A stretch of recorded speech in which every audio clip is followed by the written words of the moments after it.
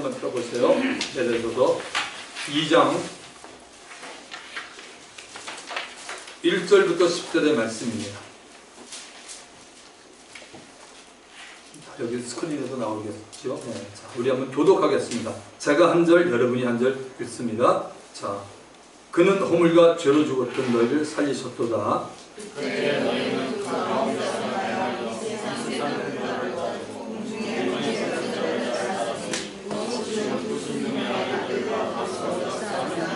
전에는 우리도 다 그 가운데서 우리 육체의 욕심을 따라 지내며 육체와 마음에 원하는 것을 하여 다른 이들과 같이 본질상 진노의 자녀이었더니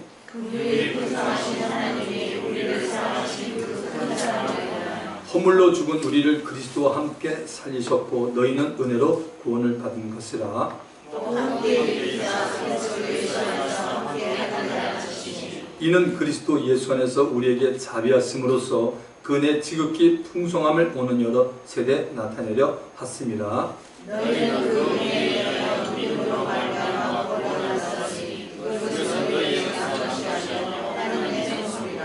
행위에서 난 것이 아니니 이는 누구든지 자랑하지 못하게 함이라. 우리는 누가 만드신 자라 그리스도 예수 안에서 하나님을 위하여 지으심을 받으시니 이는 하나님이 전에 예비하사 우리로 가운데서 하나님께 하려 하시니라. 아멘. 은혜를 아는 자의 삶. 저와 여러분 우리 은혜를 알잖아요. 우리의 삶이 어떤가를 보는 겁니다. 주 안에서 사랑하는 성도 여러분, 한 해를 마감하면서 정말 우리는 하나님의 은혜를 알고 있는 자답게 살아왔는지 본문 말씀을 통해 확인해 보고 싶습니다. 자, 여러분, 우리가 방금 읽은 이 에베소서는 누가 누구에게 보낸 편지입니까? 에베소에 살고 있던 성도들과 예수를 잘 믿는 성도들에게 바울이 보낸 편지입니다. 에베소서 1장 1절에 그렇게 기록되어 있습니다.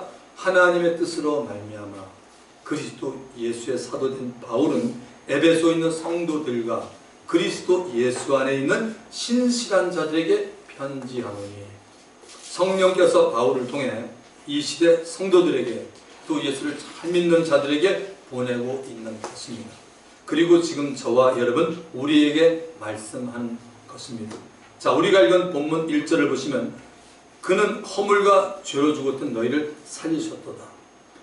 제가 보는 개역 한글에는 너희의 허물과 죄로 죽었던 너희를 살리셨도다라고 나오는데 여러분 그 청년들은 NIV 성경을 볼 수 있으니까 영어 성경에 보면 그 살리셨도라는 말은 안 나와요.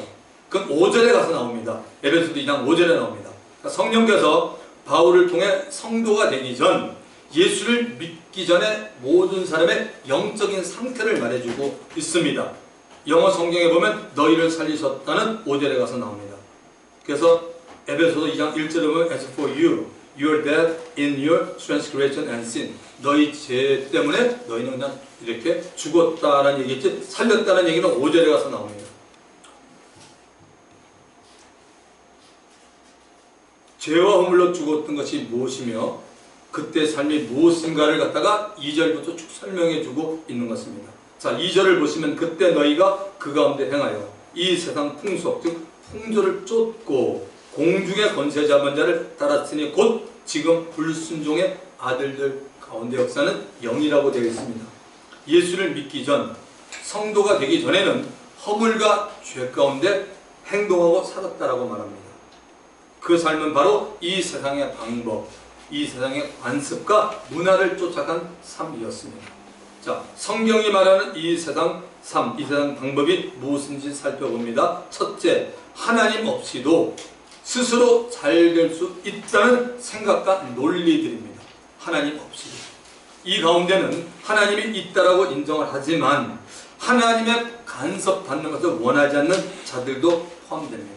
이렇게 사는 자에 대해서 로마서에 설명합니다. 로마서 1장 21절부터 23절에 보시면 하나님을 알되, 하나님 알아요. 알되 하나님을 영화롭게도 아니하며 감사하지도 아니하고 오히려 그 생각이 허망해지며 미련한 마음이 어두워졌다라고 말합니다.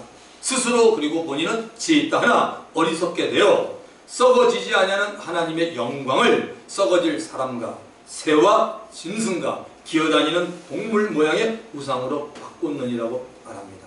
이들은 한마디로 스스로 지혜 있다라는 겁니다. 자기들 생각으로 하나님을 생각해 보고 하나님을 믿을 것 없이 차라리 나를 믿어, 내 주먹을 믿어, 나의 돈과 권력을 믿어, 나의 총명을 믿으라고 스스로 자신을 강한 것처럼 대단한 사람인 것처럼 하는 자들입니다. 하나님께서 보실 때는 이 세상에는 강한 사람도 없고 대단한 사람도 없습니다. 모두가 다 자신의 목숨을 위해 밥 먹기 위해 그저 그렇게 살아가는 아주 연약한 존재에 불과합니다. 내일 일을 모르고 살아가고 있는 어리석고 우둔한 자라는 겁니다. 자, 두 번째는 세상과 세상에 있는 것들을 사랑하는 자들이 바로 이 세상의 방법으로 사는 자들입니다. 요한일서 2장 15, 16, 17절에 말씀하지요. 이 세상이나 세상에 있는 것들을 사랑하지 말라. 누구든지 세상을 사랑하면 아버지의 사랑이 그 안에 있지 아니하니 이는 세상에 있는 모든 것이 육신의 정욕, 안목의 정욕, 이생의 사랑이니 다 아버지께로부터 온 것이 아니요 세상으로부터 온 것이라. 이 세상도 그 정욕도 지나가되 오직 하나님의 뜻을 행하는 자는 영원히 거하리라. 할렐루야. 저와 여러분은 이 땅에 살면서 주님의 뜻을 행하는 복된 분들이 되기를 주 이름으로 축원합니다. 세상의 방법은 세상을 사랑하고 세상에 속한 것들에 목을 매게 하는 것입니다. 세상은 여러분 영원하지 않습니다. 죄를 짓고자 하는 정욕, 보는 곳으로 오는 모든 유혹들, 자신이 한 일이나 하는 일에 대해서 자랑하는 것들은 다 세상의 마귀로부터 왔다는 겁니다. 그러므로 세상을 사랑하게 되면 그 사람 안에 하나님 아버지의 사랑이 없다는 겁니다. 옆 사람에게 이렇게 한번 물어보십시오. 세상을 사랑하고 있습니까? 반응이 어떻습니까? 그 다음에 이렇게 한번 물어보시면 얼마만큼 사랑하고 있습니까? 좀 양심이 찔리지 않으세요? 그래서 주여 나 주님 사랑한다 그러는 분들인데, 자, 세 번째는 하나님을 대적하는 문화나 사상입니다. 혹은 이데올로기라 그러죠. 문화나 사상입니다. 고린도후서 10장 4절부터 5절에 나와 있습니다. 우리의 싸우는 무기는 병기는 육신에 속한 것이 아니고 오직 어떠한 견고한 진도 무너뜨리는 하나님의 능력이라. 모든 인원을 무너뜨리며 하나님 아는 것을 대적하여 높아진 것을 다 무너뜨리고 모든 생각을 사로잡아 그리스도에게 복종하게 하네. 세상에 존재하고 있는 모든 종교가 여기에 포함됩니다. 우리나라도 명절이 되면 조상들에게 차례를 지내는데 이것이 다 세상 풍속에 속합니다. 하나님 없이 인간의 노력과 지혜와 힘으로 이 세상을 유토피아로 만들겠다는 인본주의 사상도 다 하나님을 대적하는 세력이고, 하나님 없이 서로 사이좋게 공평하게 나누자는 공산주의 이론도 마찬가지입니다. 하나님 없이도 스스로 잘 될 수 있다는 사람들, 세상과 세상에 있는 것들을 마음껏 사랑하자는 자들, 하나님을 대적하는 문화나 사상을 따라가는 자들, 이들 모두는 이 세상 풍속을 쫓고 살고 있는 자들입니다. 허물과 죄 가운데 지냈을 때는 하나님을 따랐던 것이 아니고 공중권세 잡은 자를 따랐던 것입니다. 공중권세 잡은 자는 마귀 사단을 말합니다. 죄와 허물 가운데 지냈을 때는 신분적으로 마귀의 자녀여 마귀의 종이었습니다. 지금도 공중권세 잡은 마귀를 따르는 수없이 많은 사람들이 우리 주위에 있습니다. 아마 여러분의 가정 안에 있는지도 모르죠. 그 사람들 뒤에서 역사는 영이 있기에 그들은 이 세상 풍속을 쫓고 공중 권세 잡은 자를 따른다는 겁니다. 이 세상에 태어나는 모든 사람들이 죄인이므로 영이 죽어 있는 상태에 있기에 세상 풍속을 쫓게 되고 마귀를 따르게 됩니다. 마태복음 8장 18절에서 22절에 가보시면 예수를 따르는 것이 얼마나 중요한가를 말하고 있습니다. 제자 가운데 한 사람이 예수님께 와서 죽은 내 아버지를 장사하게 허락해 달라고 말합니다. 제가 이 부분은 전에 설교 때도 한번 얘기했던 부분 같습니다. 이때 예수님이 이렇게 말합니다. 마태복음 8장 22절 예수께서 이르시되 죽은 자들이 그들의 죽은 자를 장사하게 하고 너는 나를 따르라 하시니라. 육체가 죽은 사람을 무덤에 장사하는 일보다 예수님을 따라가는 것이 더 중요한 사실임을 예수님이 알려주셨습니다. 그래서 영적으로 죽어 있는 사람들로 하여금 부친을 장사하게 하라고 명령합니다. 영적으로 죽어 있는데도 예수를 따라오지 않는 자는 육체가 죽어 무덤에 가는 자와 같다고 주님이 봅니다. 그래서 육체는 살았지만 영적으로 죽어 있는 자들에게 시신을 장사하는 데 가라고 한 것입니다. 예수님이 볼 때 영적으로 죽어 있는 자들은 먼저 자신들의 영이 살아야 하는 일이 가장 시급한 일이라 본 겁니다. 자신들의 영이 살아나기 위해서는 예수께로 나가야 합니다. 저도 하나님의 은혜로 제 영이 거듭나기 전에는 이 사실을 몰랐습니다. 그러므로 속아 살았던 겁니다. 거듭나지 않았으면 계속 지금도 속아 살 뻔했습니다. 거듭나지 않았으면 죽은 자들로 죽은 자를 장사하게라는 예수님의 말씀을 전혀 이해하지 못하는 것입니다. 거듭나는 일은 영적인 일이라 대단히 중요합니다. 이 일보다 더 중요한 일은 없다고 봅니다. 영이 거듭나는 문제가 해결이 돼야 자신이 그동안 세상에 살아온 것을 알고 자신에게 속은 것도 인정하게 됩니다. 자, 3절을 가보면 전에는 우리도 다 그 가운데서 우리 육체의 욕심을 따라 지내며 육체와 마음에 원하는 것을 하여 다른 이들같이 본질상 진노의 자녀이더니, 여기서 우리는 사도 바울과 그를 따르는 사람들을 말하고 또한 우리들 자신들도 말합니다. 바울은 다메섹에서 부활의 예수를 만난 후 유대교에서 기독교로 개종했고, 바울을 따랐던 디모데, 디도, 또 병은사, 누가, 이런 사람들도 이방 종교로부터 기독교로 개종한 사람들입니다. 기독교로 개종하기 전에는 모두가 다 세상 풍습 가운데 행하고 육신이 원하는 것을 하여 공중 권세 잡은 자를 따랐던 마귀의 종이었습니다. 하나님이 보실 때는 하나님의 노하심을 받아야 할 진노의 자녀였다는 것입니다. 죄로 인한 사람 마음 안에 생긴 욕심과 자아는 종교로는 여러분 해결이 되지 않습니다. 바울은 이 문제로 예수를 믿고 나서도 본인이 심각하게 고민을 한 경험이 있는데 마침 감사하게도 우리들에게 그 고민을 알려줬어요. 로마서 7장 18절부터 20절에 분명히 말하고 있습니다. 바울이 이렇게 고백합니다. 내 속, 곧 내 육신에 선한 것이 거하지 아니한 줄 아노니 원함은 내게 있으나 선을 행하는 것은 없노라. 내가 원하는 바 선은 하지 아니하고 도리어 원하지 않은 바 악을 행하는 도다. 만일 내가 원하지 아니하는 그것을 하면 이를 행하는 자가 내가 아니요 내 속에 거하는 뭐요? 죄. 바울은 죄를 인격으로 봅니다. 여러분도 마찬가지고 저도 마찬가지입니다. 이렇게 봐야 됩니다. 이런 딜레마에 빠진 바울이 하나님께 탄식하며 이렇게 말합니다. 오라 나는 곤고한 사람이로다. 이 사망의 몸에서 누가 나를 건져내라고 그는 하소연합니다. 그리고 바울은 이렇게 결론을 내립니다. 로마서 7장 25절 아주 중요한 말씀입니다. 우리 주 예수 그리스도로 말미암아 하나님께 감사합니다. 마음으로는 하나님의 법을 섬기고 육신으로는 죄의 법을 섬기는 것을 알고 인정하는 겁니다.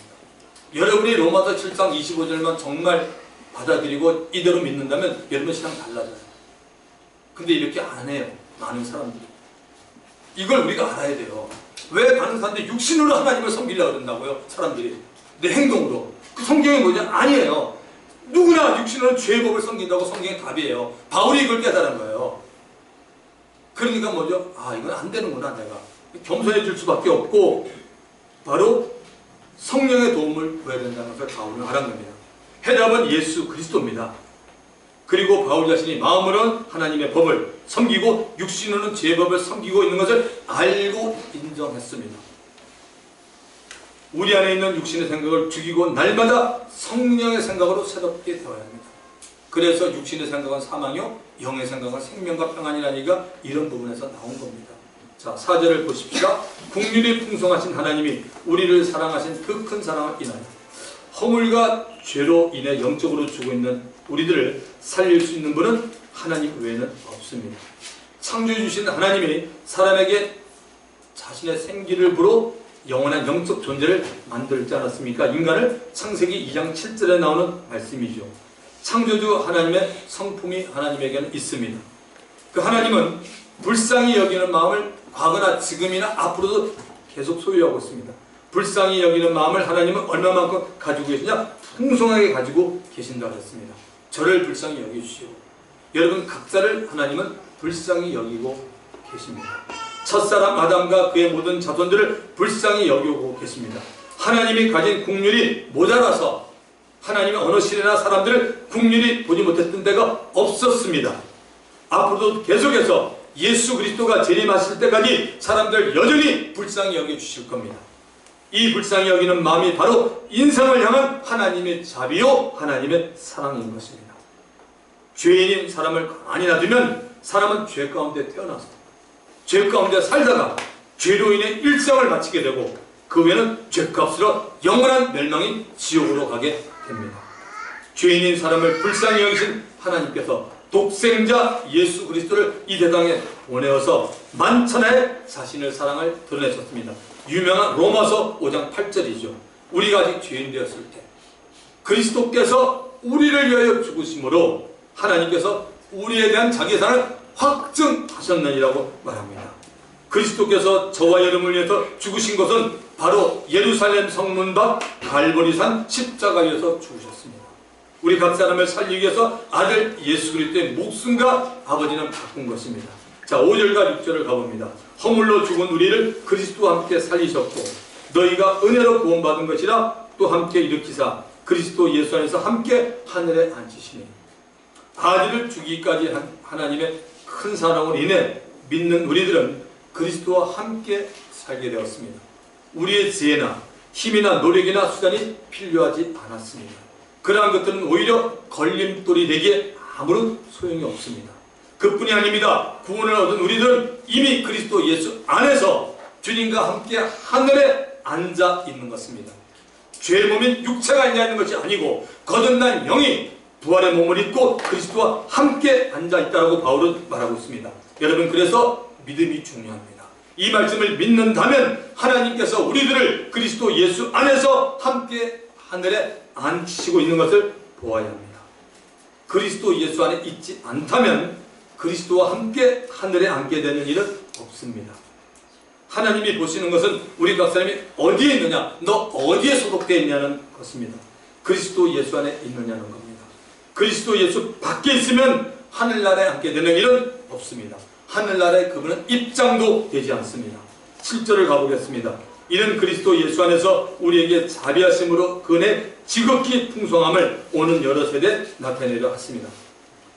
자비하신 하나님께서 그리스도 예수 안에서 바울과 그를 따르는 자들에게 은혜를 부어 주었습니다. 이렇게 은혜를 주심은 계속해서 다가오는 모든 세대에게 비교할 수 없을 정도로 풍성한 은혜를 주기 위해서라는 겁니다. 바울은 참으로 하나님의 마음을 알았습니다. 자신들이 받은 구원의 은혜에 대해서 어떤 특별한 우월감을 가지지 않았습니다. 오히려 하나님은 앞으로 올 모든 세대의 사람들에게 그리스도 예수 안에서 풍성한 은혜를 더 주려고 기다리고 있다고 말한 겁니다. 하나님은 그리스도 예수 안에서 저와 여러분들에게 풍성한 은혜를 이미 주었습니다. 그 동일한 하나님은 그리스도 예수 안에서 우리들의 자녀와 후손들에게 더욱 더 큰 은혜를 풍성히 줄 거라고 저는 믿습니다. 믿으시면 아멘 하시기 바랍니다. 저는 지금 이 말세지마를 외치면서 누구누구 구원받네 이런 사람들 좀 이런 성경 좀 읽었으면 좋겠어요. 하나님의 풍성하신가 자비함을 함부로 보면 안 되는 거죠. 8절을 다 보십시다. 너희는 그 은혜에 인하여 믿음으로 말미암아 구원을 받았나니 이것은 너희에게서 난 것이 아니요 하나님의 선물이라. 이것은 개역 개정이고 개역 한글에는 너희가 그 은혜를 인하여 믿음으로 말미암아 구원을 얻었나니 이것이 너희에게서 난 것이 아니요 하나님의 선물이라. 아마 반석교 성도분이라면 이 말씀은 정말 암송돼야 되잖아요. 저기도 100번 했어 설교에서. 진짜 많이 했네요. 이 말씀을 암송하지 않는 분은 진짜 좀 암송하셔야 돼요. 저 코드가 너무 안 맞는 거예요. 이거 아니면 설교 때마다 막 억지로라도 제가 하고 있잖아요. 이 말씀. 왜 이게 중요합니까? 구절을 보십시다. 행위에서 난 것이 아니니 이는 누구든지 자랑치 못하게 하려 합니다. 바울은 자신을 비롯한 믿음의 형제 자매들이 그리스도 예수 밖에 있을 때 어떠한 상태에 있었는지 이미 알려주었습니다. 죄와 허물로 인해 영적으로 죽었던 사람들이었습니다. 세상 풍속을 쫓았고 공중 권세 잡은 자 마귀를 따랐던 하나님의 진노의 대상이었던 사람들입니다. 이러한 상태에 있었던 우리들이 구원을 받은 것은 우리의 행위가 아니라고 말합니다. 하나님의 은혜요 선물입니다. 여러분, 은혜라는 것은 인간 편에서는 할 수 없는 일을 하나님께서 해 주시는 것을 말합니다. 창세기 1장에 보시면 하나님이 천지 만물을 창조하실 때 아담의 도움을 받지 않았습니다. 아담에게는 오히려 하나님이 창조한 모든 만물에 대해서 누리며 지배하며 다스리게 했습니다. 누리며 지배하며 다스리게 해주는 것이 은혜입니다. 여러분, 태양을 선인과 악인에게 비춰주는 하나님의 은혜를 마태복음 5장 45절에 말하고 있습니다. 하나님의 은혜입니다. 여러분, 구원도 마찬가지입니다. 사람으로서는 도저히 할 수 없는 것을 하나님이 해준 것입니다.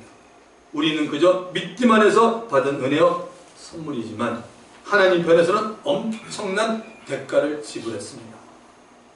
하나님 아버지와 영부터 함께 하신 하나님의 아들 독생자 예수 그리스도가 시간과 공간의 제약을 받으면서까지 사람으로 오셨습니다. 가장 높은 하늘나라에 계셨고 천사들로부터 찬양과 경배 받으셨던 예수님이 낮고 낮은 이 땅의 사람으로 탄생하여 오신 겁니다. 우리 며칠 있으면 우리 그분을 기념하는 크리스마스가 오지 않습니까?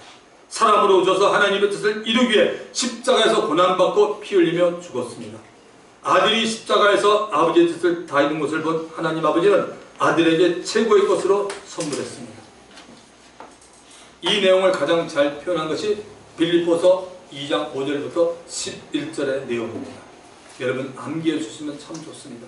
두 파트로 나눠집니다. 빌립보서 2장 5절부터 8절과 9절부터 11절입니다. 앞부분은 예수님이 순종해서 한 거고 그 순종의 모습을 보고 나머지는 아버지가 합니다. 오늘 신앙 똑같아요. 저와 여러분이 앞부분을 하면 하나님이 다 해주는 거예요. 나머지는 너희 안에 이 마음을 품으라. 그리스도 예수의 마음. 그는 근본 하나님의 본체시나 하나님과 동등됨을 취할 것으로 여기지 아니하고 오히려 자기를 비어 종의 형체를 가져 사람의 모양을 나타났음에 낮추시고 죽기까지 했으니 곧 십자가에 죽으십니다. 이러므로 하나님이 그를 지극히 높여 모든 이름에 뛰어난 이름을 주사 하늘에 있는 자들과 땅에 있는 자들과 땅 아래에 있는 자들로 모든 무릎을 예수 이름에 꿇게 하시고 모든 입으로 예수 그리스도를 주라시나며 하나님 아버지께 영광을 돌리게 하십니다. 할렐루야. 바로 이것이 가장 예수님이 겸손히 살았던 부분이고 우리를 살리기 위해서 이런 일을 한 겁니다. 그러니까 우리는 공짜로 그냥 믿음으로 선물을 받았지만 이 선물을 주기까지는 하나님은 엄청난 대가를 지불했다는 사실입니다. 사랑하는 성도 여러분, 저와 여러분들이 구원을 받은 것은 하나님의 은혜요 하나님의 선물입니다. 우리들의 행위나 노력이나 공로가 아닙니다. 하나님의 아들 예수를 통하여 다 이루는 사실을 믿는 자는 구원을 얻고 믿지 않는 자는 구원받지 못하는 것입니다. 다른 말로 하면 죄인을 살리기 위한 하나님의 은혜를 믿는 자는 하나님의 선물을 받은 것이요 믿지 않는 자는 하나님의 선물 받기를 거부하는 것입니다. 그 선물은 구원입니다. 구원은 하나님께서 주시는 선물입니다. 사람이 살아가면서 받을 수 있는 최고의 값진 선물이 바로 여러분 셀베이션 구원입니다. 영원한 사망으로부터 생명으로 죄종, 마귀의 종부터 예수 그리스도의 나라로 들어가는 것입니다. 이것이 바로 구원입니다. 선물을 받은 사람은 그 선물만 좋아하면 대환력 안 됩니다. 선물을 주신 분을 좋아하고 자랑해야 합니다. 선물을 주는 사람이 없다면 선물도 받지 못하는 것입니다. 하나님은 죄인이 구원받고 사는 것에 대한 인간의 행위에 대한 자랑을 금하십니다. 만약에 인간의 행위에서 구원받는다고 한번 우리 가정을 해보십시다. 행위에 의해 구원을 받은 사람이면 엄청 자기 자랑을 할 겁니다. 그야말로 자신은 특별한 사람이라 구원을 받았다고 말할 겁니다. 행위에서 구원을 받는다면 각 사람마다 자신이 한 행위가 다 다르기 때문에 그야말로 구원을 받는 길이나 조건이 수만 가지 이상이 될 것입니다. 이렇게 행위를 구원의 조건으로 삼으면서 나온 것이 바로 세상의 많은 종교들입니다. 이단들도 여기에 포함됩니다. 종교는 하나님께서 독생자 예수를 통해서 보이신 구원을 가로막고 있습니다. 종교는 사람이 만든 것이고 그 종교들이 다 구원을 준다고 말하니 구원받는 길이 엄청나게 많은 것입니다. 모든 종교에 대한 거짓 영인 사단이 있습니다.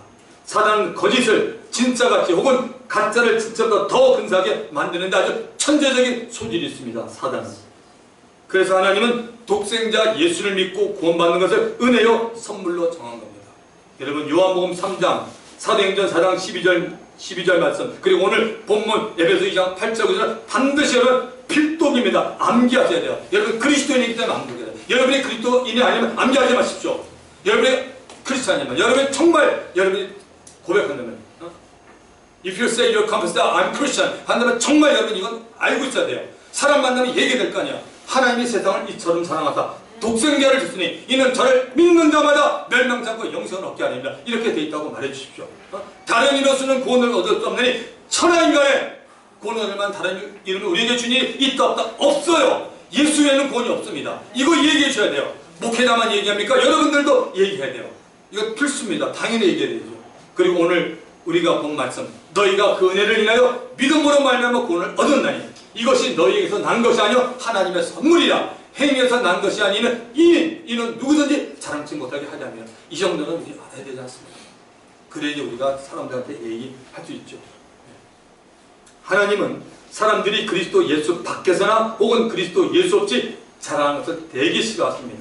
꼭 자랑을 하려면 그리스도 예수 안에서 하나님의 성품과 능력을 자랑해야 합니다. 그런데 저를 비롯한 그리스도인들은 성경을 배우고 말씀을 들어도 여전히 자기 자랑을 합니다. 하나님이 예레미야 선지자를 통하여 선민의식이 가득 차있고 종교성이 강한 유다 백성을 향하여 자랑하고 싶으면 하나님을 아는 것에 대해 자랑하라고 말합니다. 하나님을 아는 것은 여러분 이론이 아닙니다. 실제로 알아라는 겁니다. 자, 예레미야서 한번 펴보세요. 예레미야서 9장을 펴보세요.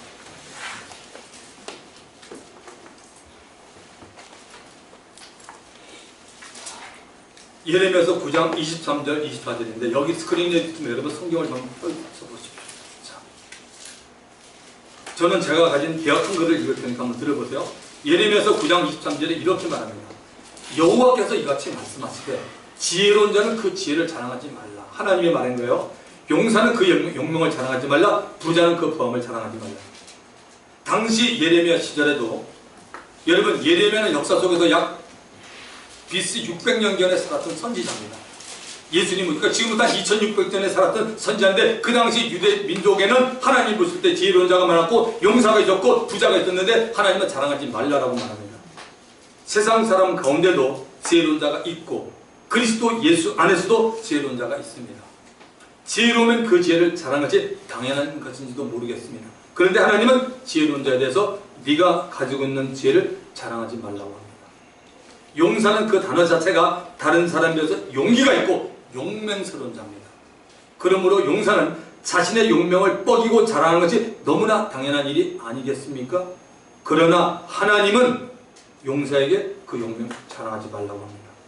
부자는 다른 사람에 비해서 뭡니까? 물질이 많은 사람이 여러분 부자예요. 물질이 많다는 것은 그 본인이 다른 사람에 비해서 사업을 잘했다든지 이윤을 많이 남긴다든지 또는 부자인 부모를 만나서 재산 상속을 엄청 받아서 부자가 된 사람들입니다. 대개 부자는 가진 것 결국 돈을 뻐기고 자랑합니다. 돈을 가진 자가 볼 때 부함을 자랑하는 것은 지극히 당연한 것입니다. 그러나 하나님은 그 부자에게 너희 부함을 자랑하지 말라고 합니다. 다시 하나님의 말씀을 보십시다. 지혜는 사람이 살아가는 데 있어서 꼭 필요한 것입니다. 어려움을 만났을 때, 문제를 만났을 때 지혜로운 자는 슬기롭게 잘 대처해 나갑니다. 예수님도 제자들에게 너희들 세상에 나가 복음 전할 때 이 말을 꼭 하려고 합니다. 뱀같이 지혜롭고 비둘기같이 순전해라고 마태복음 10장 16절에 말씀했습니다. 용맹, 용기도 삶에서 얼마나 필요합니까? 용맹스럽지 못하면 억울한 일을 당하자도 상대가 큰 소리 치면 꼼짝 못합니다. 용맹은 전쟁에서 용사들이 갖는 좋은 태도입니다. 영적 전쟁에서도 용사같이 담담히 필요합니다. 물질, 재물도 삶에서 얼마나 필요합니까 여러분? 이웃을 물질로 도울 수 있습니다. 가난한 자를 구제할 수 있습니다. 주의 사에게도 물질이 필요할 때가 많습니다. 그런데도 하나님은 지혜로운 자에게 지혜를, 용사에게 용명을, 부자에게 부함을 자랑하지 말라고 합니다. 하나님이 볼 때 지혜보다 용명보다 부함보다 더 중요한 것이 있다는 겁니다. 차라리 자랑하고 싶니? 그 중요한 것을 자랑하고 하나님이 알려줍니다. 그렇다면 그 중요한 것이 무엇입니까? 예레미야서 9장 24절에 나옵니다. 기억하십시오 여러분. 예레미야서 9장 23절과 24절. 자랑하는 자는 이것으로 자랑하라. 이거 엄청난 인간. 하나님이 우리에게 공개시킨 거야. 너 자랑하고 싶으면 제발 이거 좀 자랑해라고 말합니다. 그럼 하나님이 책임 안 지겠습니까? 이거 자랑해라. 곧 명철하여 나를 아는 걸까. 그러니까 하나님은 세상에 공부 잘하는 사람을 명철하다고 할 얘기 없어요. 그런 때 우리 부모님들 좀 마음에 감사한 표현이 있습니까? 왜? 천재들만 가는 소위 말해서 세상에도 학교들 있잖아요. 미국에도 있어요. 저는 두 아들, 우리 두 아들 다 천재가 아니에요. 그냥 그래요. 막내는 공부 되게 못했어요. 얼마나 감사한지 몰라요. 하나님이랑 근데 지금은 잘 되고 있어요. 기도해서 잘 돼요. 걔도 알아요. 아빠 기도해줘. 엄마 기도해도 알아요. 아, 이거 얼마나 감사한지 몰라. 얘들 크리스찬이구나. 그래서 분명히 명철하게 나라는 것과 나 여호와는 하나님의 성품이 나옵니다. 인애와 공평과 정직을 땅에 행하는 자일 줄 깨닫는 것이다. 여러분 가진 개정에는 다른 표현이지만 똑같은 얘기하고 하나님은 인애, 공평, 정직을 땅에 행하는 줄 깨닫는 것이다. 나는 이 일을 기뻐하느니라. 이렇게 하나님이 분명하게 자신의 백성에게 하나님의 자녀들에게 말씀합니다. 자랑하고 싶니? 이것 좀 자랑하라고 말합니다. 하나님을 알고 이해하는 것을 자랑하라고 말합니다. 하나님을 알고 이해한 사람은 하나님의 성품을 깨달은 사람입니다. 그러므로 그 사람은 세상에 살면서 무엇을 하든지 하나님의 이름과 영광을 위해서 살아가게 되어 있습니다. 하나님을 알고 이해한다는 말은 하나님의 사정을 안다는 것입니다. 저와 여러분, 우리들이 하는 일에 하나님께서 함께 하신다면 하나님의 능력만 생각하면 안 됩니다. 하나님의 성품도 생각하고 받아들여야 합니다. 예수를 믿는 사람은 사랑이 많아야 합니다. 왜죠? 하나님의 사랑이 많기 때문입니다. 예수를 믿는 사람은 공평해야 합니다. 하나님이 공평하기 때문입니다. 예수를 믿는 사람은 정직해야 돼요. 하나님이 정직하기 때문입니다. 하나님의 성품을 자랑하는 이 말씀을 저와 여러분의 모든 삶에 다 적용을 해야 합니다. 사람을 만날 때도, 사업이나 장사를 할 때도, 자녀를 키우고 양육할 때도 하나님의 성품이 우리들을 통해서 드러나야 합니다. 하나님을 자랑하고 사는 사람은 하나님의 사정을 이해하고 하나님의 성품대로 살아가는 사람들입니다. 우리 모두 다 하나님을 알고 깨닫는 것을 자랑하며 사는 성도들 되기를 주의 이름으로 축원합니다. 마지막 10절을 봅니다. 우리는 그의 만드신 바라 그리스도 예수 안에서 선한 일을 위하여 지으심을 받은 자니 이는 하나님이 전에 예비하사 우리를 그 가운데서 행하게 하려 하십니다. 잘 보십시오. 그리스도 예수 안에서 선한 일을 하라는 것이지 예수 밖에서 선한 일을 하라고 하지 않았습니다. 하나님이 저와 여러분 인생들을 그리스도 예수 안에서 선한 일을 하라고 창조했다는 것입니다. 바울은 교회를 말할 때 예수 안에, 예수 그리스도 안에, 그리스도 안에, 그리스도 예수 안에라는 말을 종종 사용합니다. 이 말은 바로 교회 안에서라는 말과 거의 대등한 말입니다. 그리스도 예수 안에서와 선한 일을 행하면서 어떤 것이 더 중요합니까? 그리스도 예수 안에서 선한 일을 행하는데 여러분 뭐가 더 중요해요? 그리스도 예수가 훨씬 더 중요합니다. 예수 안에서 하는, 예수 안에서란 말은 내가 나를 볼 때 본인이 그리스도 예수 안에서 자기를 보는 겁니다. 그리스도 예수 안에서 보는 것은 먼저 하나님의 은혜를 기억할 수 있다는 것입니다. 그리스도 예수 안에서 선한 일을 하는 것은 하나님의 은혜 감사해서 그분이 말씀하는 것을 순종하며 사는 것을 말합니다. 선한 일은 크게 세 가지입니다. 첫째는 선하신 하나님을 예배만큼 중요한 게 없어요. 저는 여러분 너무 감사해요. 이 자리에 못 나온 지체들이 있잖아요. 예를 들어서 지금 아웃타운 어디 멀리 갔거나 지금 미국을 갔거나 다른 나라를 갔거나 여행 중에 있는 분들 그런 분들 빼놓고는 하나님을 예배하죠. 그 다음에 그 이름을 높이며 사는 것이 가장 선한 것입니다. 두 번째는 뭡니까? 선한 일은 믿지 않는 사람들에게 복음 전하고 양육하는 것. 우리 교회 감사해요. 두 번째 속하네요. 디모데전서 2장 4절. 하나님은 모든 사람이 구원받으면 진리를 아는 데 이르기를 원하는. 바로 하나님의 마음은 뭡니까? 전도. 그걸 끝나는 게 아니라 전도는 반드시 양육으로 연결돼야 되는 거 아닙니까? 그래서 선한 일은 믿지 않는 사람들에게 복음을 전하고 양육하는 것입니다. 세 번째가 뭡니까? 선한 일은 형제자매들을 포함한 모든 사람에게 착한 일을 하는 것입니다. 갈라디아서 6장 10절. 그러므로 우리 귀에 있는 대로 모든 이에게 착한 일을 하되 더욱 믿음의 가정들에게 할지니라. 믿음의 공동체인 형제자매들에게 먼저 착한 일을 할 줄 알아야 합니다. 믿음의 공동체인 교회마다 다 형제자매들이 있고 성도분들이 다 있습니다.